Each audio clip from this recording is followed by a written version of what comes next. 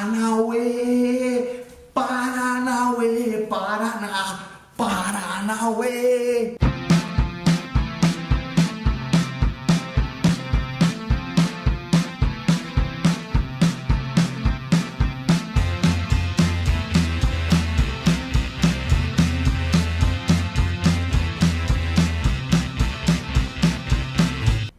E na videoaula de hoje vamos falar sobre o Quilombo de Palmares. Pois é, Quilombo de Palmares é grande símbolo da resistência à escravidão dentro da história do Brasil, né? Foi um dos maiores quilombos, se não o maior quilombo que a gente conhece, que existiu aqui no Brasil durante o período da colônia e teve uma duração considerável aí. A gente não consegue precisar muito bem quando foi que surgiu o Quilombo de Palmares. O que a gente sabe é que os registros mais antigos que existem nesse quilombo são de 1580. Cara, se você parar para pensar que a colonização do Brasil começou efetivamente em 1530, né? Porque de 1500 a 1530 o Brasil era meramente um entreposto comercial, uma feitoria ali onde os portugueses utilizavam para abastecer os navios para ir para as Índias e depois para voltar para Portugal, paravam aqui de novo para abastecer e pegar para o Brasil, mas colonização mesmo não existia nesse período, né? Então, se de 1530 é quando começa a colonização e 50 anos depois, né, 1580, já tem registros da presença de Palmares, quer dizer que Palmares e a escravidão no Brasil começaram ali mais ou menos na mesma época. E Palmares teve uma duração considerável, sim, né? Palmares, né, foi completamente destruída ali em 1695. Cara, então pega aí, de 1580 a 1695, hein? Mais de 100 anos de existência. E um território também bastante vasto, que vai ocupar ali uma área entre Pernambuco e Alagoas. Vamos localizar isso melhor. Deixa eu mostrar um mapa para vocês de onde era o Quilombo de Palmares.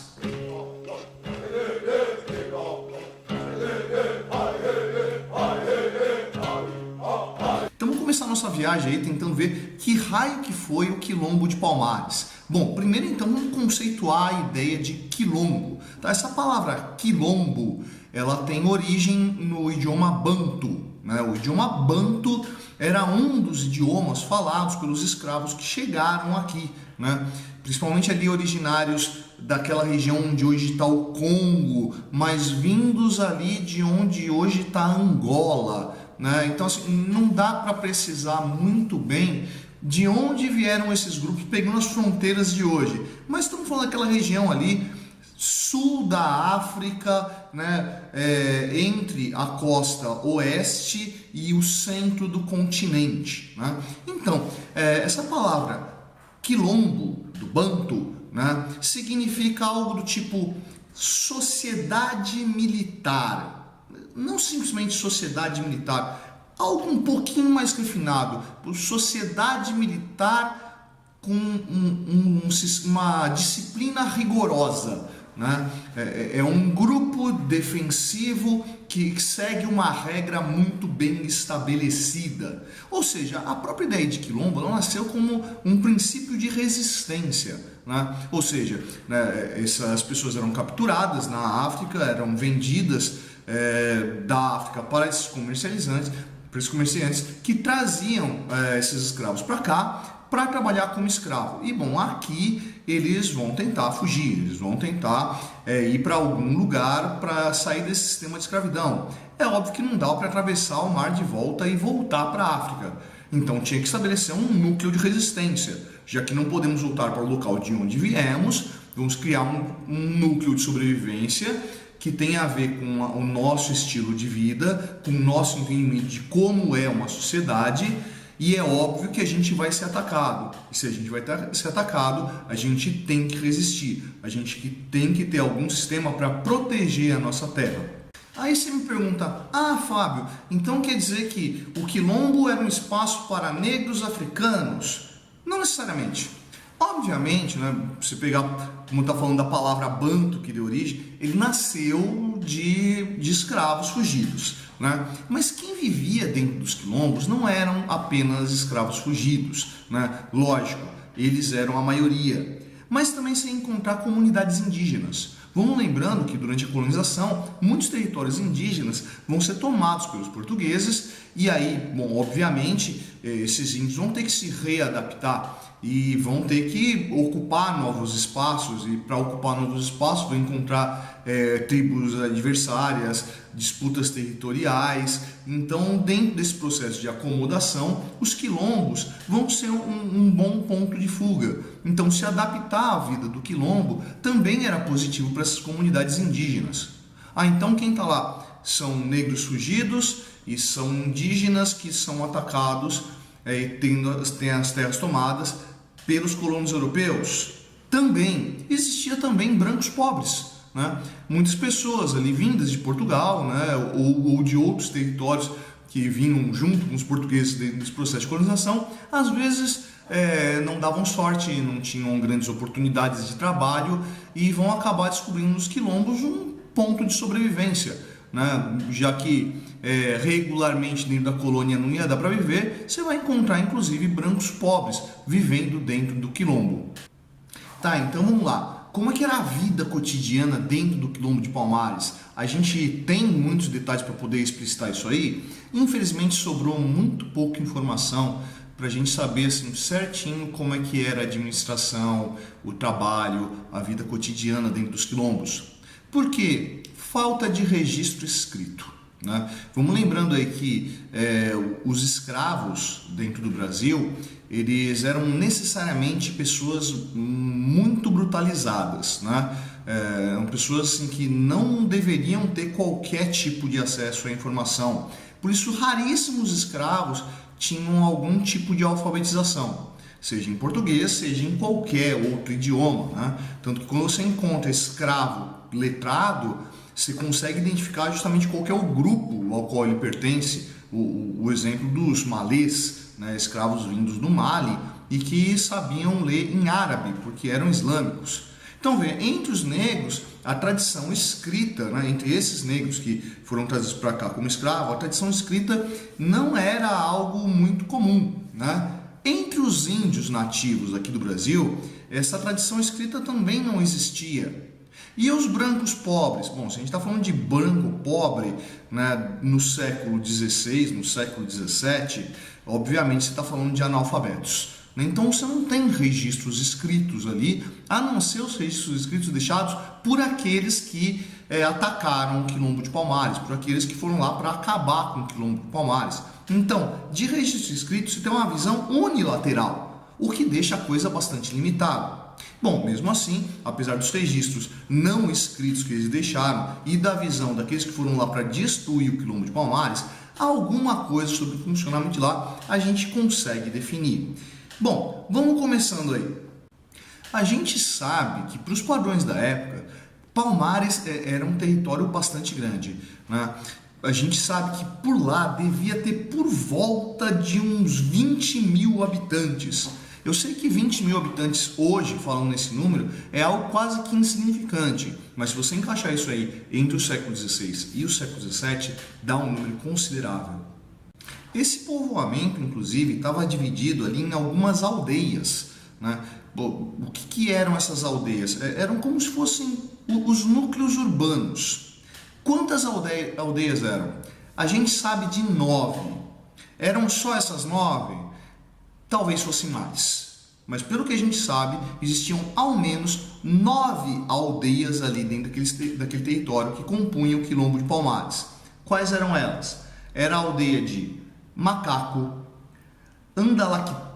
Andalactuxi, Sugupira, Dambrabanga, Zumbi, Tabocas, Arotirene, Aqualtene e Amaro. A economia de Palmares estava baseada principalmente na exploração da terra e na agricultura, mas não uma agricultura no modelo que existia lá dos europeus, aquele modelo da grande lavoura. Os quilombolas souberam se adaptar muito bem ao modelo de exploração da terra praticado pelos nativos da terra, né? As plantações dos índios brasileiros não eram compostas por lavouras, mas por plantações no meio da floresta, espalhados pelo meio da floresta, que a sombra das árvores auxiliava inclusive no crescimento mais rápido do seu plantio, na disputa pelo sol, né? Então os quilombolas, percebendo isso, obviamente ali com o apoio dos indígenas e trazendo as técnicas de produção que já vinham de lá da África, somado às técnicas de produção que eles aprenderam com os europeus nas lavouras de cana-de-açúcar, tudo isso vai ser aplicado e assim, alimentação, matéria-prima para construção não faltava para esses quilombolas. Ou seja, a vida dos quilombolas era extremamente fértil, né? Eles conseguiam manter uma sobrevivência muito grande. Cara, isso vai ser tão marcante, essa sobrevivência dos quilombolas, que a gente tem registro, inclusive, de negociações entre a população livre, né, a população da colônia, com o Quilombo de Palmares. Afinal de contas, o Quilombo de Palmares era muito grande e tinha uma produção riquíssima, portanto, eles poderiam vender alimentos para os colonos, aqueles mesmos colonos de onde eles fugiram, né? Então eles negociavam ali com essa outra parte da colônia, que era o Brasil, né, mesmo que fosse algo ilegal.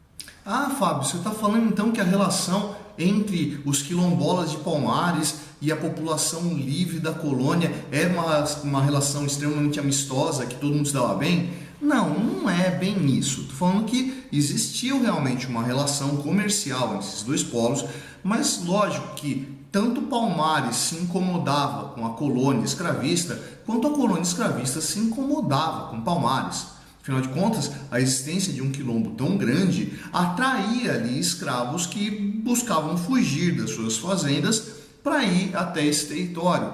Obviamente, desde que se soube do Quilombo de Palmares, sempre teve guerra, sempre teve conflito, né? E esse conflito era administrado a partir da liderança de Palmares, que organizava a resistência. E como era a administração de Palmares? Bom, a administração de Palmares funcionava a partir de uma liderança chamada de Ganga Zumba. Quem que era o Ganga Zumba? Essa palavra significa algo tipo grande chefe. Era meio que um rei, né? A gente não tem certeza se era um rei com poder hereditário. Possivelmente não.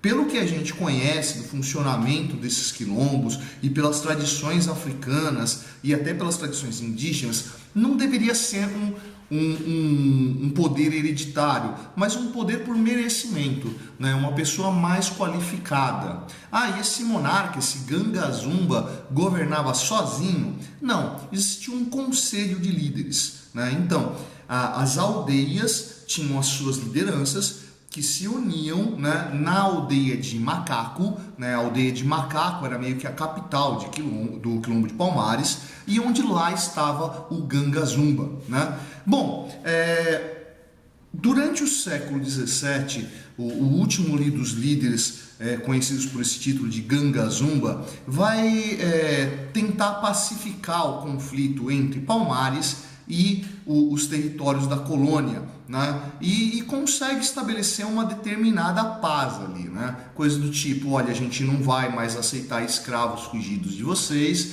né? Em consequência, vocês deixam a gente viver em paz, né? A gente vai seguindo a nossa vida aqui em Palmares. Palmares é um território autônomo, né? E a gente não aceita mais os seus escravos.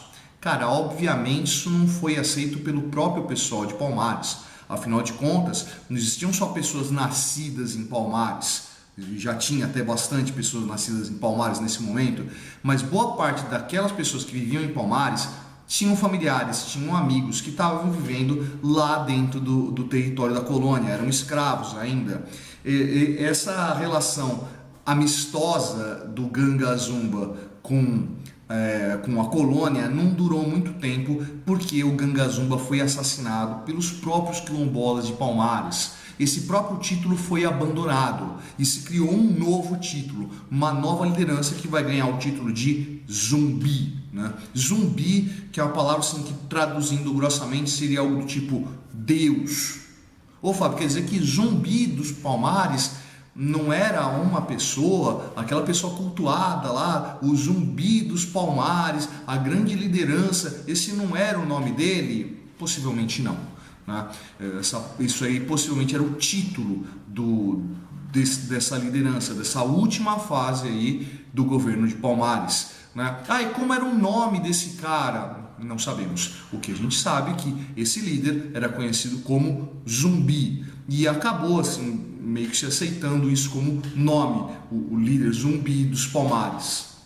Bom, obviamente, após esse breve período de paz aí estabelecido pelo último Gangazumba, que vai mais ou menos ali de 1678 até 1680, né, com a morte de Gangazumba e a elevação de Zumbi à administração de Palmares, a situação ficou bastante tensa e para acalmar os corações ali dos quilombolas, Zumbi meio que promoveu uma guerra, literalmente, de resistência aos colonos do Brasil. Cara, isso vai acabar ficando feio, ainda mais que a colônia vai começar a contratar ali uma série de bandeirantes, sertanistas de contrato para poder atacar o quilombo de Palmares. Então, nesses 15 anos de conflito que se seguem, né, após a deposição do último Gangazumba até a queda de Palmares, Palmares vai sendo devastada passo a passo, até que finalmente no dia 6 de fevereiro de 1694, a aldeia de Cerca Real do Macaco, a aldeia de Macaco, né, foi tomada. Os quilombolas ainda conseguiram resistir por algum tempo, né, mas finalmente lá em 20 de novembro de 1695, essa liderança Zumbi foi morta e Palmares acabou.